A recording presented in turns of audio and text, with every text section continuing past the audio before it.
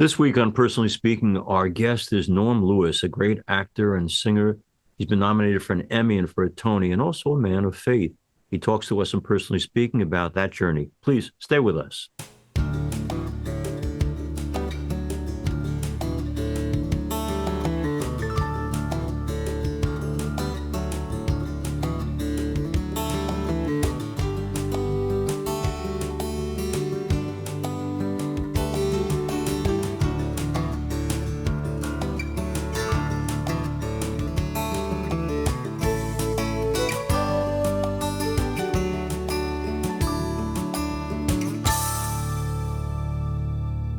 Hello and welcome to Personally Speaking. I'm your host, Monsignor Jim Lisante, and the Emmy and Tony nominated actor and singer Norm Lewis joins me now. In May of 2014, Norm made history as the Phantom of the Opera's first African American Phantom on Broadway. Norm received Tony, Drama Desk, and Drama League nominations for her performance as Porgy in the Broadway production of the Gershwins' Porgy and Bess. His other Broadway credits include Sondheim on Sondheim, Les Miserables, The Little Mermaid, and Chicago. Norm is now starring in a revival of Ceremonies in Dark Old Men in New York City, nearly 40 years after its most recent off-Broadway production.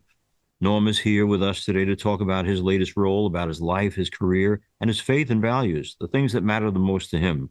Joining me now, I'm so pleased to welcome back to Personally Speaking, actor and singer Norm Lewis. We welcome Norm Lewis back to Personally Speaking.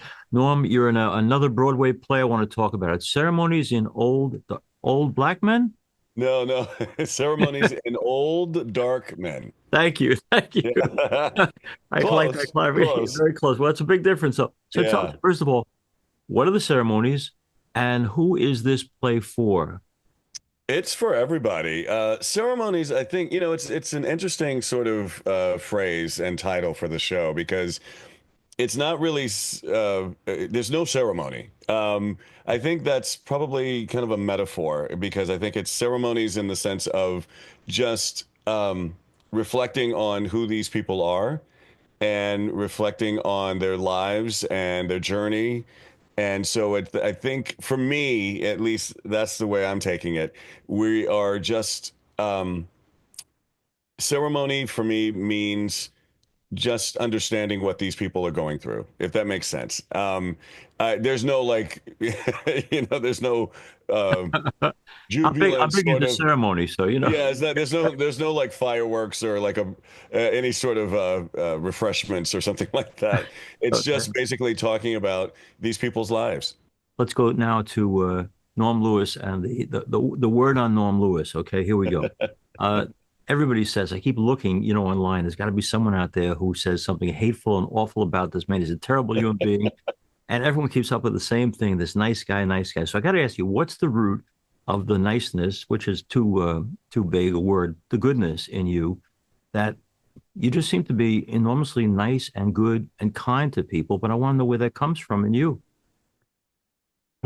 I wish I had the answer that I can give you a solid like what formula I grew up with or whatever. My parents were very much in my life. Um, I was, I think the base of it, which I Mhm. think is what we're going to get to, is the fact that I was brought up in the church and kindness was always something that was taught to us. It wasn't always implemented, but kindness was always taught, saying that if you were kind to other people, that then that will come back to you. And so I've just always been someone who loves people. Um, you know, Even when I worked in advertising for a newspaper, it was you learned in the business world that you didn't make it about the product, you made it about the association or the relationship that you have with someone, and then the product will come later, and you could sell. And so I didn't want to manipulate that. It was just something that was in me that was taught to me, and I used it to as a tool to get to know people. And so I've always carried that in throughout my career being in this industry. I always wanted to be known as someone that people feel like they can work with. We all know some talented people who are not nice, but um, and the reputation precedes them sometimes. So I think my reputation is very important to me, and that's kind of it. I don't know. I mean, I wish I had a definitive answer for you. No, that's a great answer. But go back to one specific thing you said. Who were these people? Who are these people? Your mom and dad. Like I know the people behind me on the wall. I know what I get from my mom and dad. I know what they did right. When you Right. look back on the life you live with your parents, obviously implanting in you love and kindness, but what was right about your folks? They wanted the best for the three kids that they had. And, there were moments. My mom was a teacher. My dad he was an entrepreneur all of his life. So he had about three different companies. When I first knew of my dad and what his career, his occupation was, he had a cleaning store. So he would clean clothes and dry cleaning and regular washing. Then he also had a construction company. Hmm. And so I just knew him as this hard worker, a family man who wanted to provide for his children and his wife, a a strong man who was committed to going to every Sunday, going to church twice a day. We would have a morning service and we would also have an evening service. So we were disciplined in that, and it was just those morals and those beliefs, and I think also the fact that we had a neighborhood of people that basically took care of each other. It was, that term, it takes a village. Yeah. It was, it really was like my parents gave my friends' parents permission to discipline me if I got out of line. So, so you had that respect. And, I grew up saying yes, sir, no, sir, yes, ma'am, no, ma'am. And then also, again, offering a helping hand. If there was a neighbor that was in need, we would gather together to do whatever we could, bring them food or do their laundry or do their cutting of the grass, something like that. So I guess it was just my upbringing and my mom being the educator. She would never let us speak a certain way. We would ask. I was just telling somebody the other day, where if I were to ask a question like where is that bread at? And my parents would both say behind that preposition. So so we could not speak incorrectly, and so it was those minor little details that kept us in line. Norm Lewis's play, Ceremonies, an Old Dark Man, is in, of all places, an interesting staging in New York. It's in what was a church at one time. What's it like to? I'm thinking back in my seminary days, we did John Osborne's Luther in the chapel, and it was different from any other stage experience. What's it like to be doing this play in a church? Well, there's a lot of respect, for one. When we were rehearsing in the church, there's a few curse words that we have to say. We all felt kind of weird. Yeah, what's going to We were happen like, here? okay, what's going to happen now? Yeah. But I think it's just the respect of the play, and obviously the people who run the church, and they know that there are some things that reality sets in, and it's not about the building, it's about where your heart is. And so, yeah, there's a double side to this whole thing. Yes, the reverence of being in a church kind of adds to the novelty of this, but the reverence of being a thespian and doing a play and being on one accord with your castmates and hopefully the audience, there's that certain amount of spirituality that goes with that as well.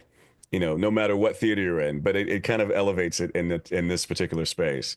And so, yeah, we revere being where we are and respect where we are. Norm Lewis is our guest, and I wanted to ask you, Kristen Chenoweth, when she was on, said that coming from Oklahoma and growing up in the church, moving to New York was a great experience, exciting, creative, but also that she was now part of what was a distinctively secular society where her spirituality, her religious background was not something that was everyone's experience. When you come from a background of pretty constant relationship with the church, what's it like to adjust to whether it's LA or New York, a place where folks might scratch their head and say, what does it mean to grow up in the church? What does it mean to be part of the church? Did you have any adjustment difficulty? Not difficulty. There were challenges. There were people who did challenge me on certain things, and And I understood where they were coming from, and it does make you go, okay, all right, let me step back and let me process that because I don't know all the answers. I mean, the Bible, we only, I think growing up, I think we say we only understand a fifth of what the Bible Right. Right. says. So, you know, there are sometimes disconnecting fibers that go along with each other. And that's why you just stay within the word. And whether that be reading the Bible or listening to someone like yourself, who is a leader in the church, and try to understand certain things and ask questions. You know, what I not struggled with, but what I have adjusted to is that there are people that are different than me who believe there's Judaism, there's Hinduism, there is Islam. And according to the Bible, there are certain things that make you go, oh, well, if they don't believe the way I believe, then they are wrong. But I can't say that. That's up to their God. That's up to, I have to stay strong in what I believe in Yeah. and just keep moving forward and maybe learn something from there and I can incorporate it within my life as long as it doesn't, you know, uh, convict my spirit or go against my spirit. So, um, I just try to be as open as possible, but still staying strong in the word that I grew up with and know what has carried me throughout the years. I know that God has carried me. Jesus has carried me throughout these 60, almost 62 years. There's certain things that have happened to me, and I just said, I know that's only God. That's only you, God. Thank you, thank you, thank you. And I'm grateful for that. And I just try to stay strong in that. Norm Lewis is talking to us really about respecting other people, being tolerant of other people, even when they don't see the world quite the way we do. We had an actor named Brian J. Smith on. I remember him saying, raised in the Baptist church, but I found it intolerant, so now I'm an atheist. And so I got some response from people who watch and listen to the show saying, how could you have an atheist on? But I just believe that dialogue, even with people who don't see the world the way we do, is really, really essential. And speaking of great moments, though, in our personal history, for those who don't know, Norm Lewis also had the privilege in 2015 of singing the Ave Maria for Pope Francis. So, Mhm. aside from the fact that you did that for the Pope, which must have been awesome, especially with his passing recently, I know we've all been asked this question, but what was your impression, either before or after you sang for him of Pope Francis? What did he bring to the table? What is his legacy from your point of view as an outside observer?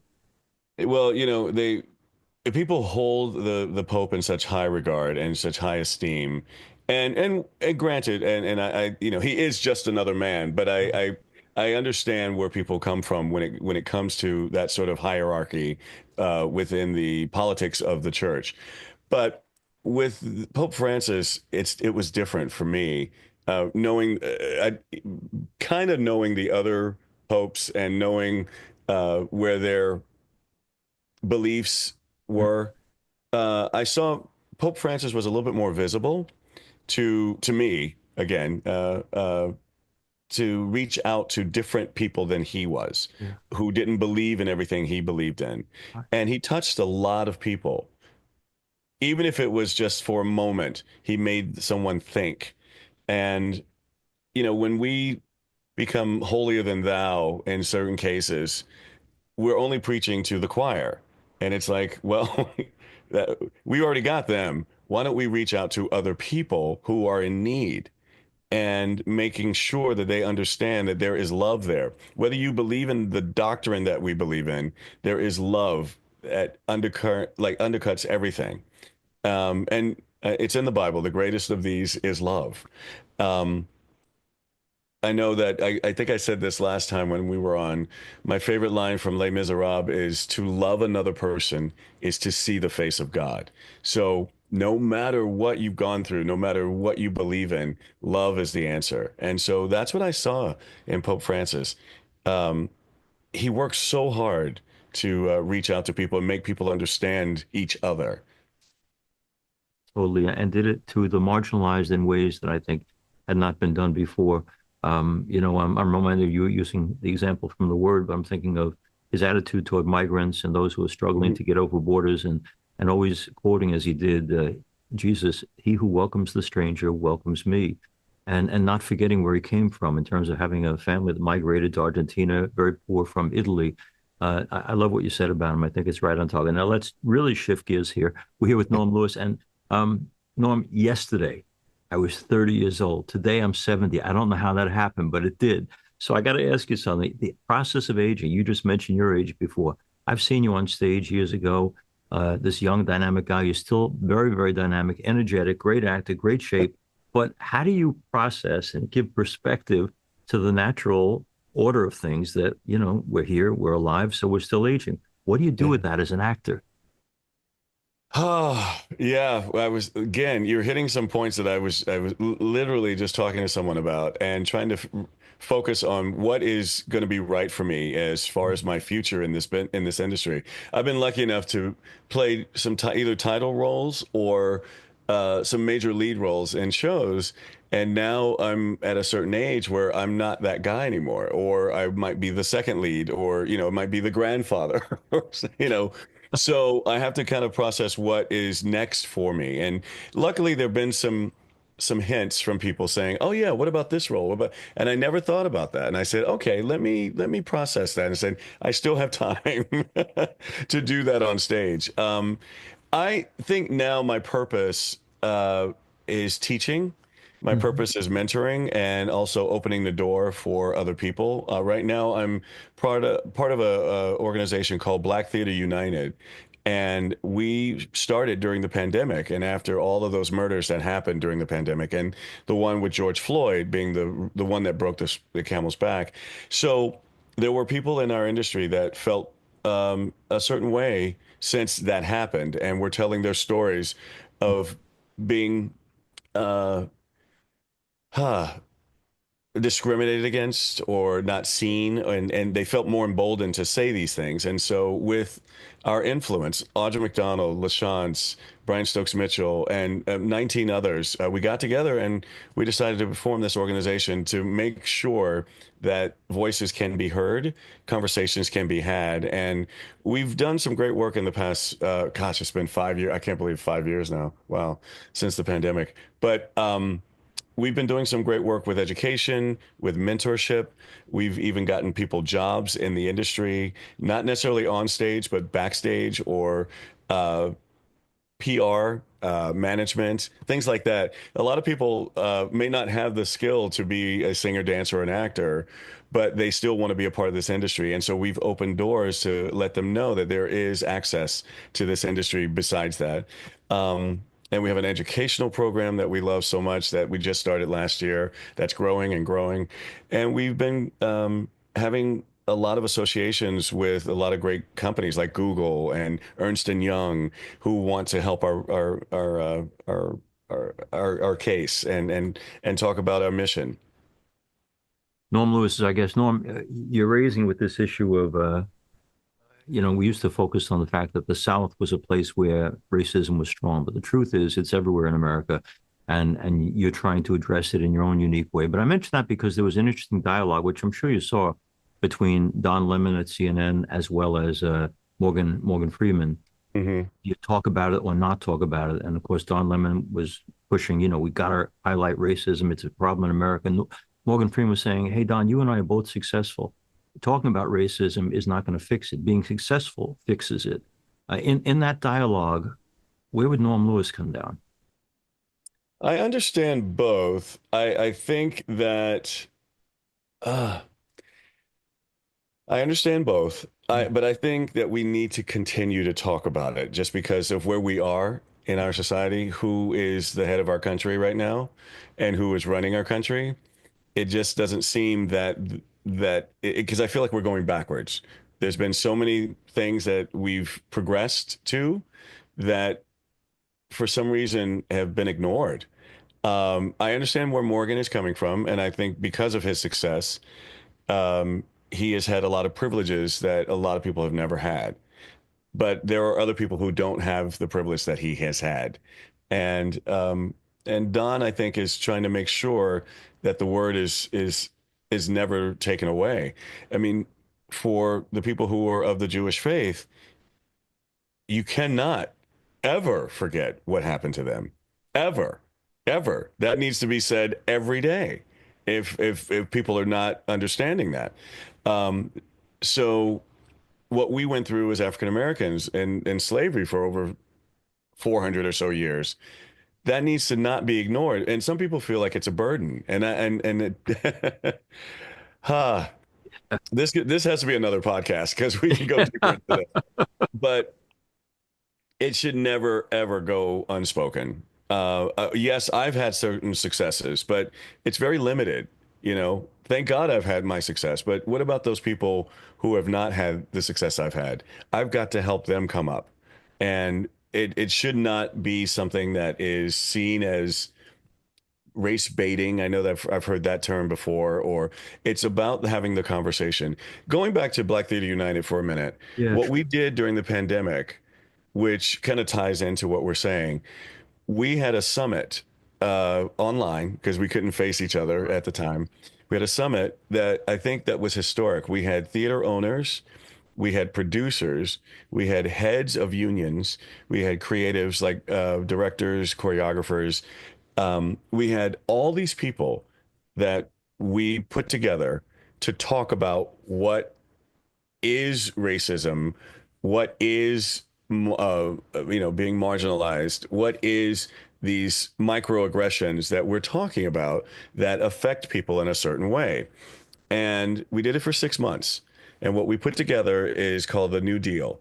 And the New Deal is not the Constitution of the United States, but what it is an, holding people accountable for just thinking before they react or thinking before they say something, and making sure that there is a seat at the table. Like, for instance, the Louis Armstrong musical that was just on, the great Louis Armstrong musical, there was no one black that was on the creative team.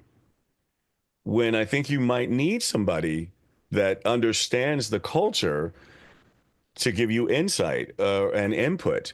And luckily, Vanessa Williams saw that there was a chance to be a producer, and she had some input in it. It unfortunately the show didn't last that long. It was a great show, but I think knowing that from the beginning could have been probably a benefit.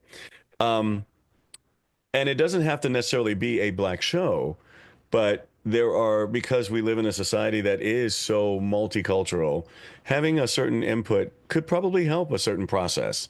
Again, it doesn't have to be a black show, but maybe having people of color, like an Asian person, to put their input and their experience into the show, Hispanic person, whatever, and just making sure that people are accountable. Norm Lewis is our guest. The play is Ceremonies for Old Dark Men. And And sorry. yeah, I know it's an interesting title. Yeah, it You took me a keep at while me. to I actually get need it to in be my head. reminded. I'm Yeah. over 70 now. Listen, I'm in a parish on Long Island with over 3,000 families. The motto of the parish has been since I got here, kindness matters.